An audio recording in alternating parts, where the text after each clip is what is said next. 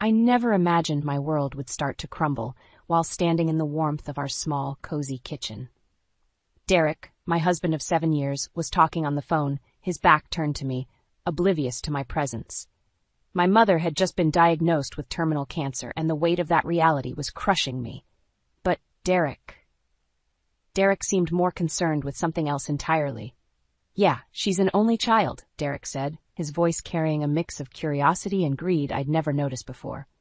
"Do you think the insurance will be a big payout?" Right. Make sure to look into it." I felt a cold shiver run down my spine. Was he really discussing my mother's life insurance at a time like this? As he hung up, he turned and finally noticed me.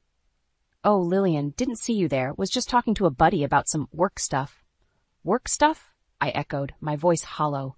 The lie was blatant, and a pit formed in my stomach.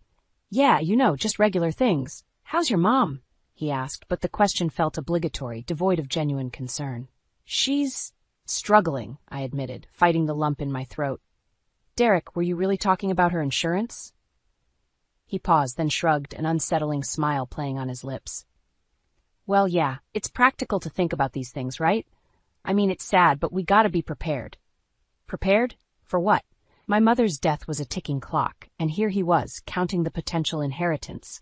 I wanted to scream, to cry, to make him see the monstrous nature of his thoughts. But I stood frozen, disbelief chaining my words. "It's not just about the money, Derek." "She's my mother," I said, barely a whisper. Of course, he replied too quickly, his eyes not meeting mine. "But life goes on, Lillian. We need to think about the future." His words felt like a betrayal, a stark revelation of the man I had married. Was this always who he was? A cold, calculating stranger? I turned away, the room suddenly feeling too small, his presence too suffocating. "I need some air," I managed to choke out before stepping outside, leaving Derek and his twisted priorities behind. The evening air did little to soothe the turmoil inside me. My mother's gentle smile, her warmth, the way she always knew how to make everything all right, flashed through my mind. And juxtaposed with that was Derek, discussing her death like a business transaction.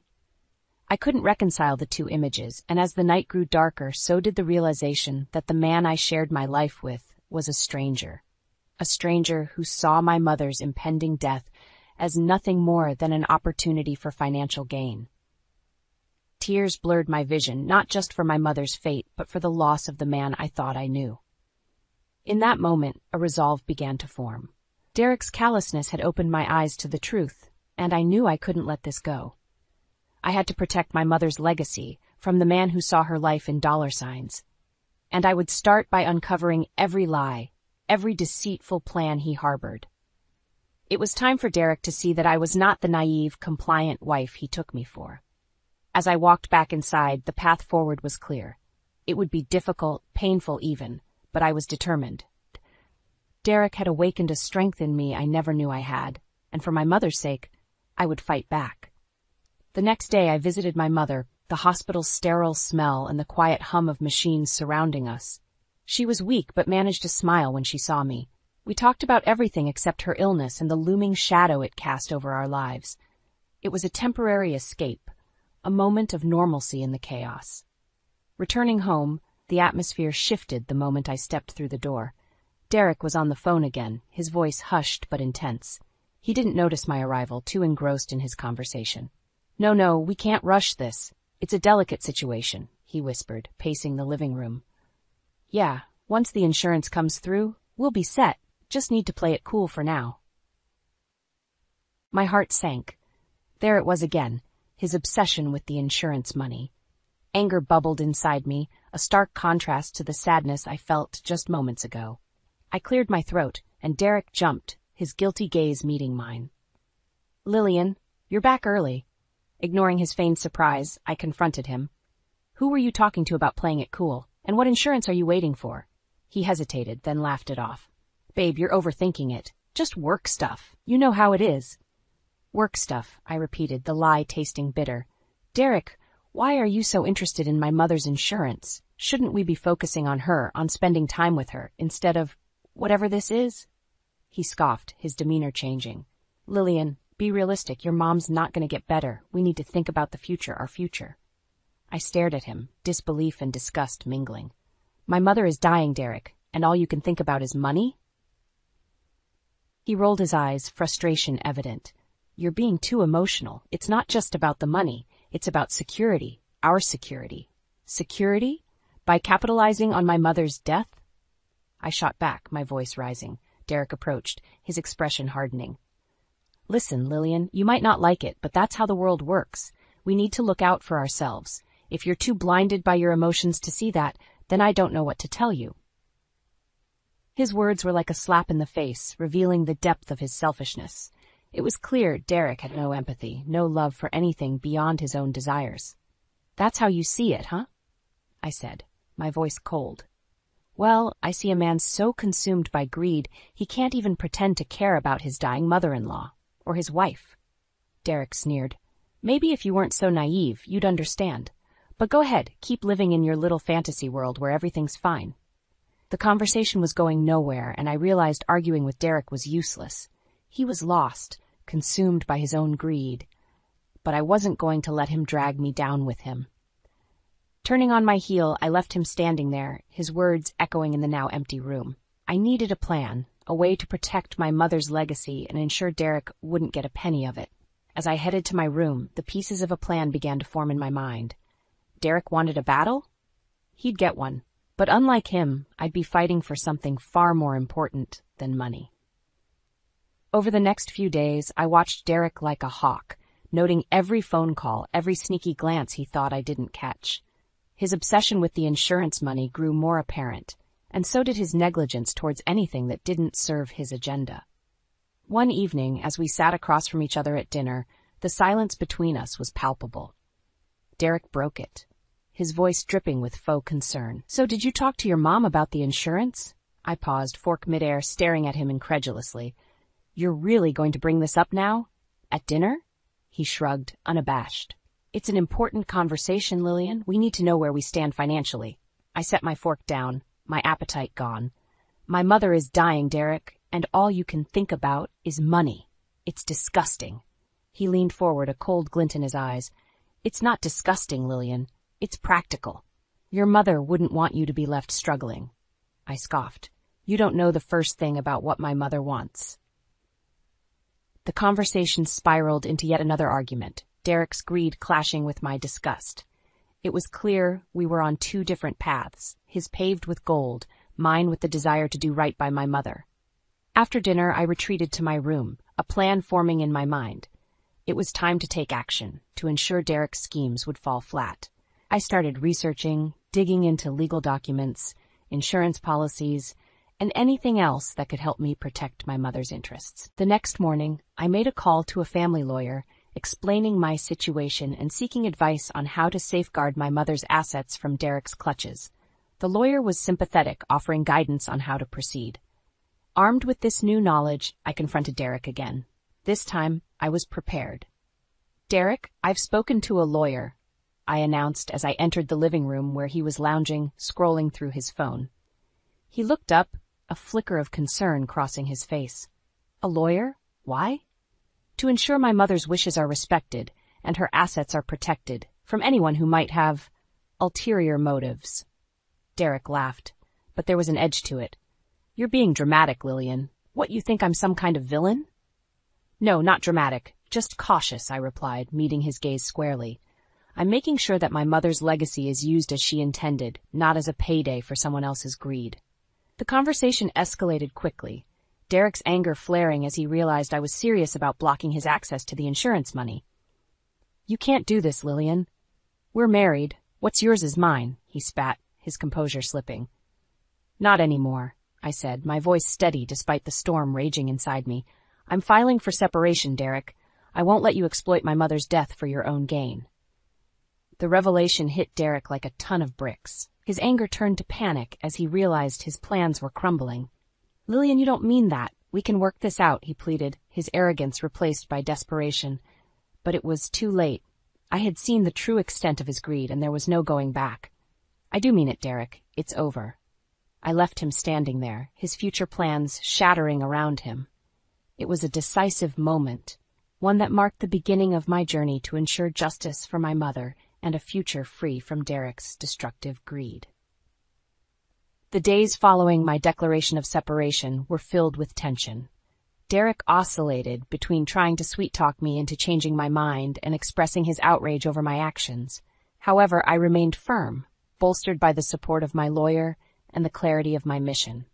One evening, as I was organizing documents related to my mother's care, Derek stormed into the room, his face a mask of anger and desperation. "You can't do this to me, Lillian. You can't just cut me off and expect me to accept it," he bellowed, his fists clenched at his sides. I looked up from the papers, meeting his gaze with a calm I didn't feel. "I can, and I am. You've made it abundantly clear where your priorities lie, Derek. It's not with me, and it's certainly not with my mother." He paced back and forth, a caged animal. "You're being selfish. You're thinking only about yourself and your mother. What about us? What about what I need?" "Us," I echoed, incredulous. "There is no us, not when you see my mother's death as a financial opportunity. You've shown me who you truly are, Derek." He stopped pacing, looking at me as if seeing me for the first time. "Lillian, please. I didn't mean for it to come out like that. We can fix this. We can go to counseling, talk it out." The plea was almost laughable. "Talk it out?" I repeated, a bitter laugh escaping my lips. "There's nothing to talk out, Derek. Your actions and words have spoken louder than any therapy session ever could." Derek's face hardened, the brief flash of desperation giving way to cold fury. "You'll regret this, Lillian. If you think you can just divorce me and walk away with everything, you're mistaken. I'll fight you on this. I'll make sure you get nothing." His threat hung in the air between us, heavy and ominous. But instead of fear, I felt a surge of resolve. "You can try, Derek, but you'll find that I'm not as easy to bully or manipulate as you think. I'm fighting for what's right, for my mother's dignity and her wishes. You're fighting for greed. We'll see who comes out on top." Derek glared at me, his jaw working as if he wanted to say more. But instead, he stormed out of the room, leaving me alone with my documents and my determination. The following weeks were a whirlwind of legal proceedings and meetings with my lawyer. Derek tried to contest the separation, to lay claim to assets and money that he believed he was entitled to. But with each attempt, he found himself blocked by the legal safeguards I had put in place, his greed and malice turning to frustration and defeat. As the day of the court hearing approached, I prepared myself for the final confrontation. Derek had become more erratic, his threats more desperate, but I refused to be intimidated. I had truth and justice on my side, and I was ready to fight for them, no matter what Derek threw my way. The courthouse was imposing, its stone walls and solemn atmosphere a stark contrast to the turmoil raging within me. Derek was already there, his posture rigid, a mask of defiance plastered on his face. I avoided his gaze, focusing instead on the strength I had garnered over the past weeks. When our case was called, we stood before the judge, a no-nonsense woman with a keen eye. She reviewed the documents, her gaze shifting between us, piercing and calculating. "Mr. and Mrs. Turner, this is a matter of division of assets and the finalization of your separation. Mrs. Turner, you've made allegations regarding Mr. Turner's intentions towards your mother's estate. How do you wish to proceed?" Before I could speak, Derek interjected, "Your Honor, this is all a misunderstanding. I've always had Lillian's and her mother's best interests at heart." His words were like venom, smooth and deadly. I clenched my fists, feeling my lawyer's reassuring glance. "Your Honor, if I may," my lawyer began, standing to address the court. "We have documented evidence of Mr. Don Turner's attempts to manipulate Mrs. Turner into securing a significant portion of her mother's estate for his own gain. His interest in their assets spiked notably upon the diagnosis of Mrs. Turner's mother's illness." The judge nodded, indicating for my lawyer to continue. As evidence was presented, Derek's facade began to crumble, his discomfort visible to all in the courtroom. "And so," my lawyer concluded, "we request that the court recognize Mrs. Mia Turner's sole right to her mother's estate and enforce a fair division of their shared assets, free from Mr. Turner's coercion." The courtroom fell silent as the judge considered the evidence before her. Derek's lawyer attempted to counter, arguing for his client's rights and contributions to the marriage. However, the greed and malice behind Derek's actions were too apparent, the evidence against him damning.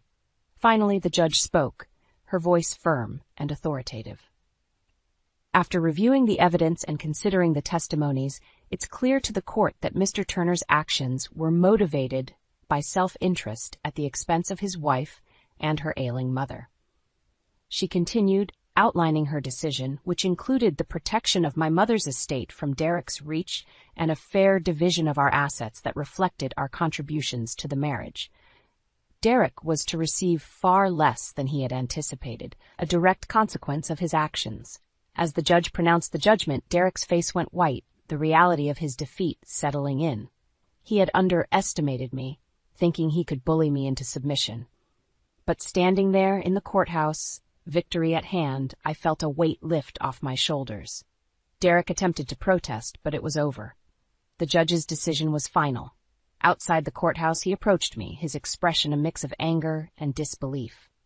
"You'll regret this, Lillian. You think you've won, but you haven't seen the last of me," he hissed, his voice low and threatening. I met his gaze, my resolve unwavering. "No, Derek. It's you who will regret underestimating me. I've done nothing but protect myself and my mother from your greed.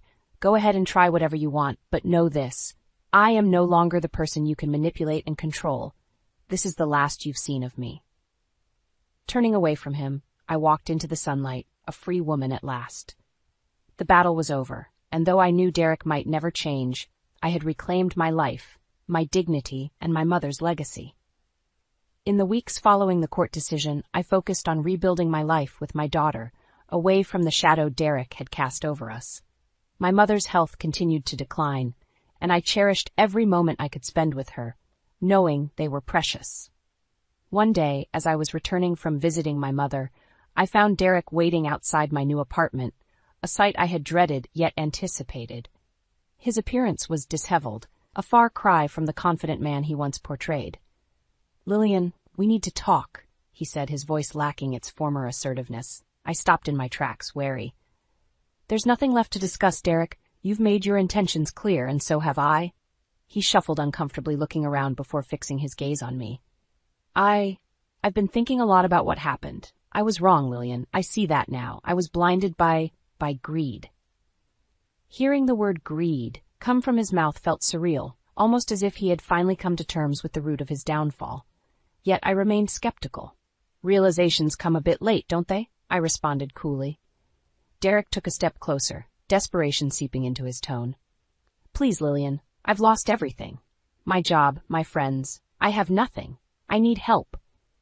His plea, though filled with apparent remorse, didn't stir the sympathy he likely hoped for. "You chose this path, Derek. You prioritized money over everything else, over us. You can't expect me to simply forgive and forget." "But I've changed, Lillian. I can prove it to you, to everyone. Just give me a chance," he implored, his eyes searching mine for a sign of forgiveness. It was then I realized the depth of Derek's destruction. He had been consumed by his greed, and now, stripped of his ambitions and schemes, he was left with nothing but regret. "Derek, it's too late for chances. You made your decisions, and now you must live with them," I said firmly, my heart hardening against the sight of the man who had once shared my life. He seemed to shrink before my eyes, the finality of my words hitting him. I understand. I'm sorry, Lillian. Truly I am," he murmured before turning and walking away, a broken man. As I watched him disappear, a mix of emotions washed over me. Pity for the man Derek had become, relief for the freedom I now had, and sadness for the love that had once been but was destroyed by greed and deceit. In the days that followed, rumors reached me of Derek's continued downfall. He tried to rebuild his life, but his reputation preceded him, a constant reminder of his actions. Eventually, he left town, seeking a fresh start elsewhere, but the damage was done. Derek's demise was a testament to the consequences of his choices, a stark warning of the destruction greed can bring. I turned my attention back to my life, to my daughter and my ailing mother, focusing on healing and moving forward. Derek's chapter in our lives was closed, a painful but necessary end to a story that had taken us through the darkest of times to emerge stronger, wiser, and free.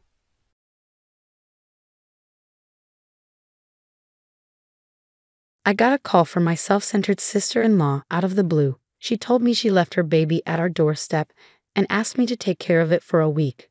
But there was a big problem. I had moved out of that house just the day before. When I told her this, she started yelling at me, saying she was overseas and demanding that I find the baby immediately. I panicked and drove back to the old house. But there was no baby to be found. I realized I needed to call the police. As I dialed the number with shaky hands, I remembered something truly shocking. I've been married to Scott for 10 years, but we never had children. I'm 38 now, and my younger sister-in-law, Lindsay, who's 5 years younger, often takes advantage of me. Her husband is a big shot, and mine works for him, so Lindsay always asks me to do things for her. It's usually just a quick drive away. But ever since she got pregnant, she's been making more demands, even making me clean and cook for her. I love helping people, but I've been telling my husband that Lindsay is being too selfish. He keeps asking me to help her out a bit longer, promising he'll talk to her husband about it. But it seems like he's influenced by Lindsay's husband too. So reluctantly, I keep going to Lindsay's whenever she calls. Oh, my stomach feels so heavy. Michelle, can you grab the TV remote for me? Huh? What? Even though she was only 3.5 months pregnant, her belly looked bigger than expected. But she was naturally a bit plump, so I didn't say anything. Maybe it'd be good for your health to move around a bit, I suggested. Don't tell me what to do when you've never been pregnant, she snapped back. Taking care of this baby is important for our future. What's wrong with that? She lounged on the couch, keeping her arrogant attitude, which started getting on my nerves. But when I questioned if you could know the baby's gender at 3.5 months, she got angry. You're so old-fashioned. Nowadays, you can find out the gender early, Lindsay insisted, and I didn't feel like arguing, so I just listened to her complaints. You're just jealous because you can't have a baby. It's not good for the baby's development. If anything happens, it's your fault. She started using the unborn baby to threaten me, making it hard to be around her. I quickly finished my tasks and leave feeling suffocated by Lindsay's behavior. When I talked to my husband after work, he comforted me, saying just hang in there a little longer. But despite his words, I still felt uneasy. It was hard to keep feeling this way. I started making excuses whenever Lindsay called, avoiding her requests. But then she complained to my husband, saying I was being mean to her, which left me feeling lost. Even when I said I was busy, she ignored it and kept calling. Eventually, I had to pick up, and she screamed at me, threatening my brother's job at the company, reminding me that her husband was the president. My husband, always gentle and trying to avoid trouble, urged me to go to Lindsay's place. Time went by, and Lindsay gave birth to a boy a month early. The baby weighed over 140, which seemed big for a premature birth. But not knowing much about pregnancy, I accepted it. Lindsay named him Chris, and after she left the hospital, she called me to take care of him, saying it would be good practice for when I had my home. Despite my annoyance with Lindsay, I visited her every time she called, thinking she must be struggling after giving birth. Plus, Chris was just too cute. Chris, you're such a good boy. Grow up healthy. Changing diapers and bathing him didn't feel like a chore when I saw his face. But after 3 months, Lindsay started leaving Chris at my house more often. What's going on? You're all dressed up, I asked. I have a dinner with people from my husband's work.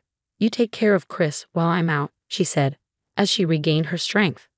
I realized how busy the wife of a president could be, and I took care of the baby diligently, but Lindsay started leaving Chris with me more often. Thanks for today. Isn't this too much? Are you just accompanying your husband? My husband is handling an important deal, and I'm helping out.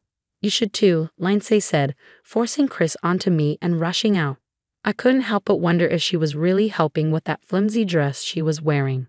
Despite my doubts, I couldn't ignore the baby, so I took care of him as usual. But that day was different. When I changed his diaper, Chris had diarrhea. He seemed energetic and didn't have a fever, so I made sure to keep the room warm. In the evening, when Lindsay came to pick up Chris, I told her about it. She accused me loudly, saying I did something to Chris out of spite. I denied it, just as my husband Scott came home. What's all this noise in the entryway, Scott? I trusted your wife with Chris, and now he has diarrhea, Lindsay said, her usually harsh tone turning meek as she started crying. I understand your concern, but Michelle doesn't have much experience with babies. It might have just been a bit cold today. I'll apologize on her behalf, so please forgive her, my husband defended me. I felt puzzled why I had to apologize when I hadn't done anything wrong. I saw Lindsay and Chris off, feeling frustrated. While making dinner in a low mood, my husband suddenly got serious and took out an envelope from his bag. Michelle, we need to talk about something important. Dinner can wait. Please sit down, he said, spreading out documents on the table. The words he told me were shocking, something I never imagined. But seeing his determination, I nodded quietly. A week later, while I was unpacking boxes, Lindsay called. I left a bag at your entrance. Take care of him for a week. What? What are you talking about? Don't play dumb. It's my baby, of course. You've already brought him inside, haven't you? After hearing the whole story, it turned out that since I wasn't home, she had put Chris in a bag and hung it on the doorknob. Hearing this, I panicked. Wait a minute. We moved out yesterday. We're not going back to that house. Please go and pick up Chris right away. But Lindsay didn't believe me, saying, What? Lying again. When I insisted it was true, she suddenly panicked. It turns out she left Chris 5 hours ago. Plus, I was shocked to learn she was currently on an overseas trip. Despite it being spring, it was still chilly outside. Go pick up Chris now. Hurry up. More worried about the baby than angry at Lindsay, I immediately drove off. An hour later, I arrived at our old house and checked the entrance, but there was no sign of Chris. I checked the garden thoroughly and asked the neighbors, but no one saw anything, I said, feeling frustrated. I thought no crying or injuries either. What's happening? Feeling hopeless without any clues, I was about to call the police when my phone rang. What? What did you say? The call was so shocking that I couldn't even speak. After hanging up, I was so stunned that I just wandered around until Lindsay called. He was in the eco bag at the entrance, right? He's not there. I can't find him anywhere. This is bad. If we don't find Chris, my husband might divorce me. It'll be your fault if we don't find him, Lindsay said, her voice trembling with panic over the phone. Since there was nothing else to do, I told her I would report to the police and ask for help. But she adamantly refused. Doing that will make it a big deal, and my husband will find out. Chris' safety is more important than your reputation. Chris is just a tool to extract money from my husband, Lindsay said, revealing her selfishness, unconcerned about me. I could hear Lindsay talking with someone else. Later she said, This trip is ruined. I couldn't get a flight today, but I'm coming back tomorrow. Don't tell my husband anything. If you find Chris, contact me immediately. I'll do what I can. After I agreed, Lindsay hung up. The next day at the airport, Lindsay arrived with a man, looking displeased. Michelle, what are you doing here? Did you find Chris? I came to tell you something important. Chris has gone somewhere you can't reach. It's too late, Lindsay said, panicking as I looked sad. You're lying. What am I supposed to tell my husband, you useless thing? Find a baby that looks like him right now. How can you say that? Are you even a mother? Lindsay suggested finding a baby of the same age to deceive her husband. Overwhelmed with anger and sadness, tears started to flow. But I wiped them away and met her gaze firmly.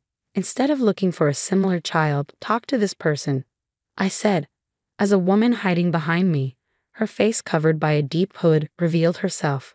Both Lindsay and the man with her started trembling. Yes, this woman was the wife of Lindsay's affair partner. The man was too shocked to move as his wife confronted him, yelling, You scum, I'll knock some sense into you. He pleaded pathetically, Please forgive me. But his wife was unforgiving, telling him bite down hard, and then slapped him repeatedly. The force was so strong that passersby stopped to watch. After leaving the man collapsed and clutching his cheek, she turned to face Lindsay. Lindsay quickly begged and started talking fast. Listen, don't get it wrong. We're not in that kind of relationship. What? Hey, Michelle, stop recording with your smartphone. Lindsay snapped, seeing me recording the scene. But I remained calm. Then how do you explain this? I pulled out an envelope containing emails between Lindsay and her affair partner, along with cozy photos of them from social media. Lindsay tried to grab them from me, glaring menacingly. Snooping like that is despicable. How did you find his wife's contact information? I actually met his wife by chance, I said. When I saw Lindsay's affair partner on social media, his face seemed familiar. After thinking, I realized he was the husband of the woman who works at my regular hair salon. He too was a hairstylist, but unlike his successful wife, who owned several shops and was skilled, he was known for not working and just playing around. He was a typical husband living off his wife's success. When I told his wife about Lindsay's affair trip, she said, "I've reached my limit. I'm joining in." She came with me, and I was honestly surprised at how terrifying she could be when angry, considering she's usually gentle and kind. The Playboy hairstylist couldn't stand up to his wife and kept begging, "Please don't divorce me." Watching her steadfast refusal, I felt determined. Plus, I started to wonder if Chris was born from the affair. "What? Don't make things up without proof," Lindsay said. "But he was born a month early and weighed over 140 grams. That's definitely too big.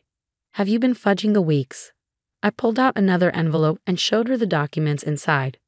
One was a maternal and child health handbook. Another proved that Lindsay's husband wasn't Chris' biological father. "You played dirty, but tearing this up won't erase what happened." Lindsay snatched the DNA test results from my hand and tore them up, looking pleased. But that wasn't going to let her off the hook. "You better talk directly to the person who gave me these documents," I said, showing Lindsay my smartphone. Her eyes widened, and she looked like she was about to scream. No wonder, the screen showed Lindsay's husband. I wasn't recording. I was on a video call with Lindsay's husband. "Lindsay, you lied about going to your parents' house and deceived me," he said. Lindsay stammered, not making much sense in response. Standing in front of her, I began to speak slowly. "Listen carefully. I'm going to explain everything step by step." A week ago, her husband, suspecting something, had requested a DNA test between himself and Chris. He also lied about going on a business trip for a week to monitor her actions. Lindsay, unaware of this, immediately contacted her lover by email and booked an overseas trip in a rush. She didn't even think to erase her browsing history on the day of the trip. After leaving Chris in an echo bag at the entrance of the house I was living in, Lindsay went off to the station humming a tune. Your husband followed her and took care of Chris. If he had been left at the entrance for over 5 hours, who knows what could have happened. "What? So Chris is alive?" Lindsay's husband exclaimed. "Yes, he's with me now." The call I was about to make to the police when I couldn't find Chris was from Lindsay's husband. Surprised but eager to understand the situation fully, I immediately went to his house. Chris was full of energy, playing with a rattle. While hearing about the past events, I remembered that despite being born a month early, he weighed over 140 ounces. At the time, I reluctantly accepted it, but I indeed thought it was strange. With Lindsay's husband's permission, I searched through Lindsay's belongings and found her maternal and child health handbook. Looking at its contents, I discovered that Lindsay had falsified the baby's weeks. Why did Lindsay do such a thing? Looking back at the actual timing of her pregnancy, it was exactly when her husband was away on a long business trip for about 2 months.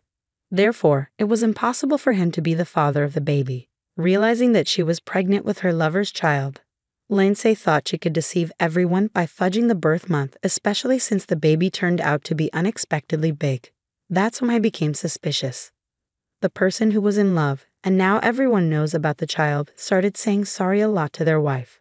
But their wife said coldly, "You'll have to manage on your own now," and gave them divorce papers. Then she kicked her crying husband and left. She walked away with confidence. Meanwhile, Lindsay's husband didn't stay quiet.